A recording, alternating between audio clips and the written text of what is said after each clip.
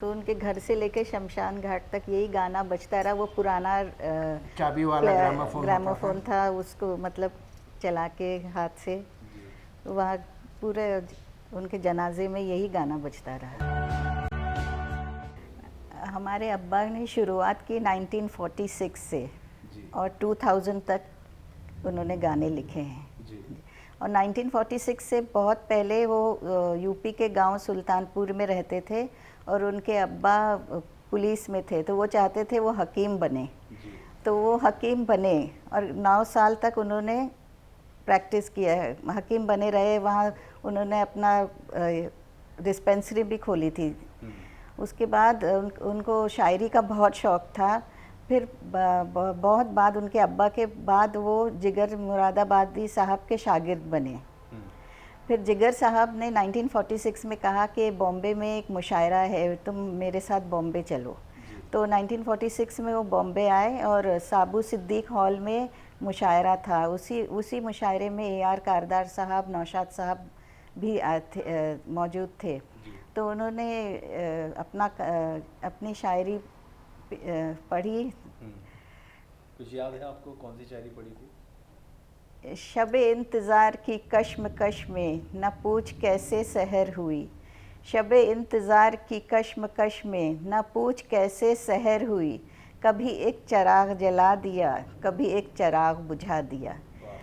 तो फिर इस पे है नौशाद साहब और कारदार साहब को ये पसंद आए, उन्होंने जो कहा, और उन्होंने फिर उनको शाहजहाँ में ब्रेक दिया, फर्स्ट फिल्म शाहजहाँ। वो हमेशा कहते थे कि देखो बेटा, फिल्म इंडस्ट्री में 4 सिचुएशन है गाने के, 5वां सिचुएशन अभी तक आया नहीं। और हर बार प्रोड्यूसर डायरेक्टर आता है कि मजरू साहब कोई नई बात लाई है, और वो मैं कहता हूँ ये इस सिचुएशन पे तो मैंने 2000 के ऊपर गाने लिखे, तब नई बात कैसी आएगी? तो आप कुछ मुझे बताइए, ये गारा कौन है, उस कैरेक्टर के बारे में बताइए।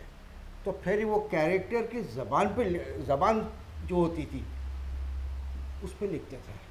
अच्छा। जैसे कि फॉर एग्जांपल अब लोग उनको बहुत क्रिटिसाइज़ करते थे दूसरे शायर, अरे इतना बड़ा शायर लिख रहा है CAT कैट माने बिल्ली। वो किशोर कुमार के ऊपर था, तो वो जो हरकतें करता था उसी हिसाब से लिखा। या पे एक लड़की भीगी भागी सी, जो कोई शायरी नहीं है। साला मैं तो साहब बन गया, साहब बन के कैसा तन गया।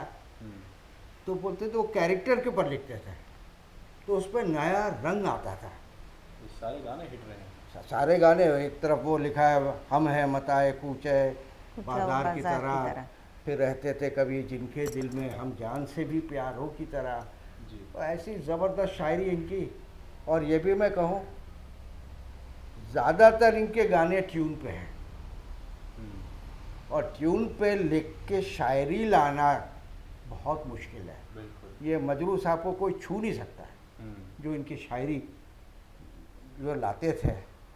अभी देखिए, वो हमेशा कहते थे कि मेरा ट्यून पे लिखना उस्ताद मेरे नौशाद साहब हैं। अच्छा। नौशाद साहब ने पहला ही गाना दिया मुझे शाहजहां का, ट्यून थी, बोले मजरू साहब इस पे चाहिए हमको, ये सिचुएशन है। तो उन्होंने कहते थे कि नौशाद भाई मुझे नहीं आता ट्यून की लिखना। तो बोले आप बैठिए, मैं साथ में हूँ, आपकी मदद करूँगा। तो पहला गाना था जब उसने गेसू बिखराए, ये एक वो अफगानी टाइप की ट्यून थी। बादल आया झूम के, मस्त उमंगे लहराई है, चंचल मुखड़ा चूम के। तो ये पहला इनका लाइफ का पहला गाना था, तो नौशाद साहब के लिए लिखा था। नौशाद साहब ने उसके साथ बैठ के लिखा। फिर उनके शाहजहां ने तो एक हंगामा कर दिया था, जब दिल ही टूट गया हम जी के क्या करेंगे। KL सहगल साहब को इतना पसंद था कि उनको वसीयत कर गए कि जब मैं मरूंगा मेरी अर्थी को ले जाओगे शमशान घाट, तो यही गाना बजेगा आखिर वक्त तक। तो उनके घर से लेके शमशान घाट तक यही गाना बजता रहा। वो पुराना चाबी वाला ग्रामोफोन था, उसको मतलब चला के हाथ से वहाँ पूरे उनके जनाजे में यही गाना बजता रहा। वाकई बहुत हिट भी हुआ था ये गाना मजरू साहब का। अरे सारे गाने शाहजहां के एक हंगामा कर दिया था। फिर नौशाद साहब और मजरू साहब की दूसरी फिल्म में साथ हुआ, महबूब प्रोडक्शन की अंदाज, उसने भी हंगामा मचा दिया। जी झूम झूम के नाचो आज, गाओ खुशी के गीत, बिल्कुल। आज किसी की हार हुई है, आज किसी की जीत। दरअसल ये गाना मजरू साहब ने फिल्म के लिए नहीं लिखा था, अच्छा जिस दिन आज़ादी मिली थी उस दिन लिखा था उन्होंने। अब वो फिल्म में इस्तेमाल किया गया बाद तो फिर नौशाद साहब ने कहा कि ये सिचुएशन पे, पिक्चर की सिचुएशन पे बैठ रहा है, इसी को रखते हैं। में। अच्छा फिर वो टूटे ना दिल टूटे ना, साथ हमारा छूटे ना, तू कहे अगर जीवन भर मैं गीत सुनाता जाऊं, वो भी सुपर डुपर हिट हुआ। अंदाज के तो सारे गाने जो सारे थे, गाने। सुपरहिट हुए थे। फिर उसके बाद में, अंदाज के बाद में एक अधूरी फिल्म की उन्होंने नौशाद साहब के साथ। फिर ये वो लेफ्टिस्ट ग्रुप में ज्वाइन कर लिया था।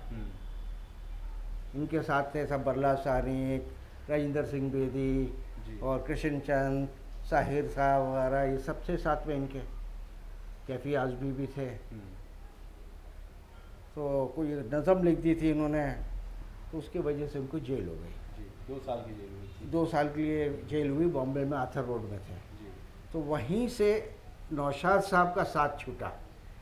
फिर नौशाद साहब के साथ में शकील साहब आ गए, शकील बदायूनी। मगर उनका जो बातपन था वो गया नहीं, जेल में भी खामोश नहीं रहे। उस जेल का सुना दो जरा आवाज़। हमको क्या रोके, हमको क्या रोके, जिंदाने बला मजरू। जिंदान कहते हैं कैद खाना, और बला यानी कि कैद खाने की मुसीबतें। हमको क्या रोके, जिंदाने बला मजरू, हम तो आवाज़ है दीवार से छन जाएंगे। वाह, मतलब अंदर भी वो लिखते रहे। वो अंदर भी लिखते रहे, और वो ये हमेशा कहते थे कि कैद खाने में मुझे एक फ़ायदा हुआ कि मुझे एक कोई प्रीस्ट थे, ईसाई प्रीस्ट, उनको भी जेल हुई थी, तो एक ही कमरे में थे। तो बोलते तो उससे मैंने इंग्लिश सीखी।